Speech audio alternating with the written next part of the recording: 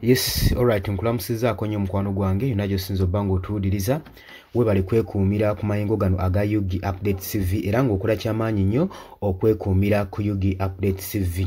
Mbakulisaayo nnyo mu ggandalo lya weekend kansubire nti buli muntu byamugendedde bulungi nnyo mukwano gwange ali eyo ampuliriza. Kaakati bwe bukeeredde ebintu si birungi eri General Muhoozi Kainerugaba Chief of Defence Force kubanga Kasule Nansana Municipality Member wa Parliament amanyikiddwa nga Robert Kasule avuddeyo n'agenda mu maaso n'okuvujjirira saako n'okugenda mu maaso n'okucriticizinga ekikolwa ekyakoleddwa General Muhoozi Kainerugaba ku bodyguard wa opposition leader Robert Kyagulanyi Ssentamu amanyikiddwa nga Bobi Wine gwe mukwano gwange ali yampuliriza. Ayogedde atya ku bigambo bye era okuwooninga kwe akutaddeyo atya. Mutegeeza nti okyali ku Yugi Update TV ng'atanna kutweyungako kkirira wansi waliwo ekigambo subscribe kikoneko obeere nga otweyungako ddala bulungi nnyo gwe mukwano gwange ali eyo ampuliriza. Tukimanyi bulungi nnyo nti ebbanga eriyise emabega bodyguard wa Robert Kyagulanyi Ssentamu president w'ekibiina kya National Platform amanyikiddwa nga Edi Mutwe Edward Ssebuufu yawambibwa abataategeerekeka. Naye oluvannyuma kyazuulibwa nti nno Muhoozi Kainerugaba Chief of Defence Force yali amuwambye era nga bwe yali akinokaanyiza ku mukutu gwe gwa social media nti yali amuterese mu basement ye nga gy'amukuumidde gwe mukwano gwange ali yampuliriza.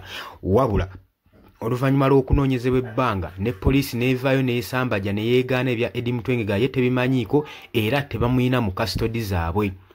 Entiisa yaliwo mu ggwanga yabuutikira eggwanga Uganda kubanga bino ebikolwa nga bino bagamba nti nno baabiraako mu mirembe giri egyaggwa ng'amagye gagenda mu maaso n'okuwamba abantu nga gabuzaawo abantu ng'oluusi gabattanu batta.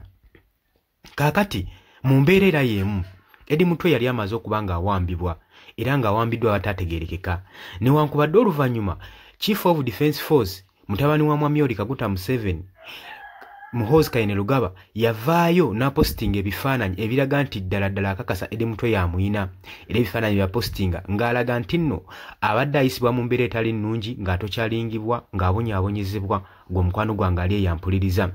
Kino nno kyatutte abantu bangi nnyo abaka mu officers mu ggwanga Uganda okwogera ku nsonga eno ku incident eyaguddewo ng'ekintu ekyali kikyobuula era ekitattana ssemateeka w'eggwanga Uganda saako n'okuvvoola human rights ez'obuntu.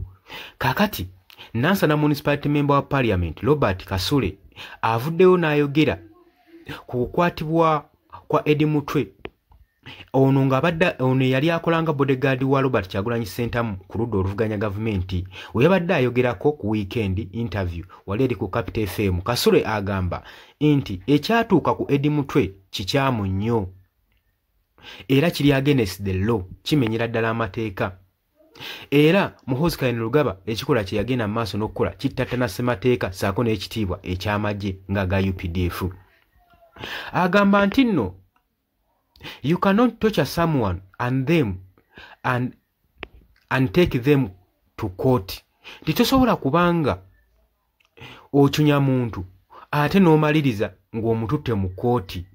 Agamba ekikolwa Muhoozi kye yakola kya bwewussa ate ng'eno omaze n'okumuwamba. Agamba ekikolwa ekyakoleddwa General Muhoozi Kainerugaba tekisobola kuganya bannayuganda ku respectinga mugaso gw'amateeka ng'ate guganya abalala okubanga batokyalinga bannaabwe ate n'oluvannyuma ne batwalibwa mu kkooti nga tebafunye na fair treatment. Era municipality MP ono agamba nti tosobola kubanga otokyalinga muntu ate n'omutwala mu kkooti olunaku oluddako ng'omaze omumucunya nga n'ebisago obuvune bukyamuliko. Agamba naffe tusobeddwa ku kikolwa nga kino ekyakolebwa ku Edi Mutwe.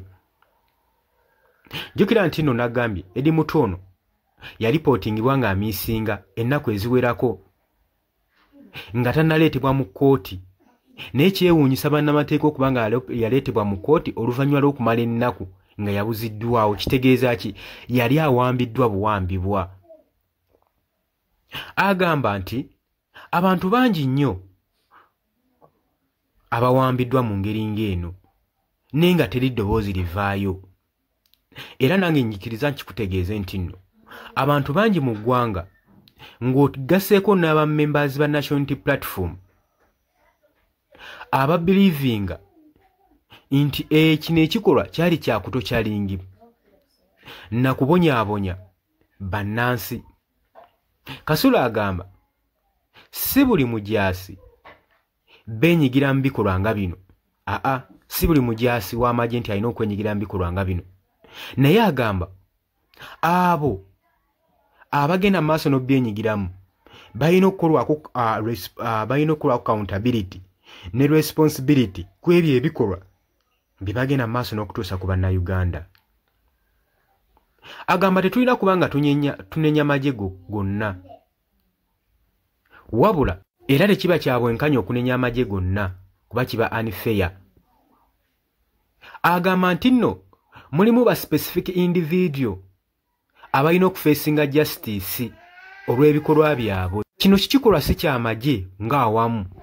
Agamba Chief of Defence Force asobola okuba ng'akyajingibwa mu linnya lye n'anenyezebwa.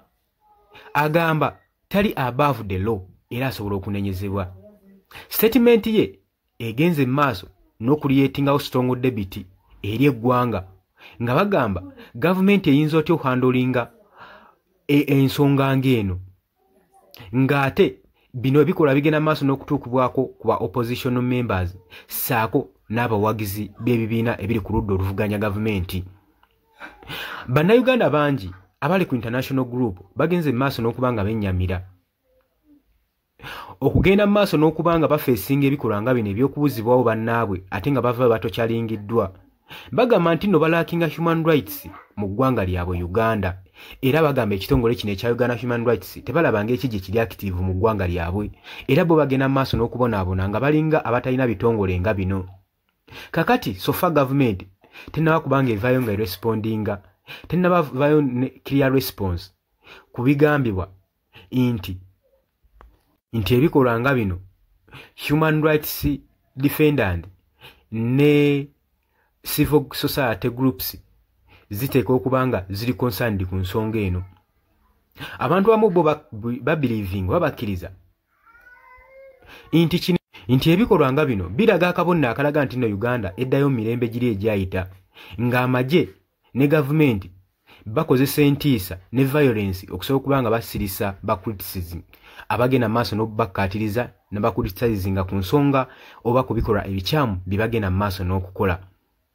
Ebigambo bya Kasule bino bigdrawinzeewo mu attention era n'okubanja transparency ne justice mu ggwanga lyattu Uganda, naddala mu kano akaseera nga bannayuganda babonaabona nga tebaliiko ayamba nga bagenda mu maaso n'okuwambibwa, naddala abo abateekawo eddoboozi eryawamu okusobola okulaba nga bawakanya gavumenti ku bikolwa ebigenda mu maaso, era ne gavumenti beetaddeko essira begenda mu maaso n'okutagetinga, naddala abawagizi abali ku ludda olw'opposition saako n'abakulembeze abali ku ludda olw'opposition babataddeko nnyo essira. Era woba weetegereza ku bonna bagenda mu maaso n'okuwambibwa, bano ogenda okwesanga nga 80% oba 99% bonna bali ku ludda oluvuganya gavumenti. Kitegeeza ki? Ti gavumenti teyagalako bagivuganya. Gavumenti waaki tevaayo neerangirira nti yeetaaga givuganya kalulu, nevaayo negikwata mu constitution nga tewakyali byakulonda. Bannayuganda ye batebagamba kuba bagamba bafuka oyo okulaba bannaabwe nga babonaabona nga bafiira obwemage nga basibibwa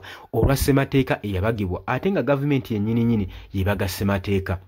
Oli ku Yugi Update TV kosinzo bango otuuliriza, we bali kwekuumira ku mayingo gano gw'atannatuyunga kukkirira wansi waliwo ekigambo subscribe kikooneko. Abali emitala w'amayanja mbanirizaako nnyo, mwe bali kwekuumira ku Yugi Update TV. Mbagala nnyo, mweraba.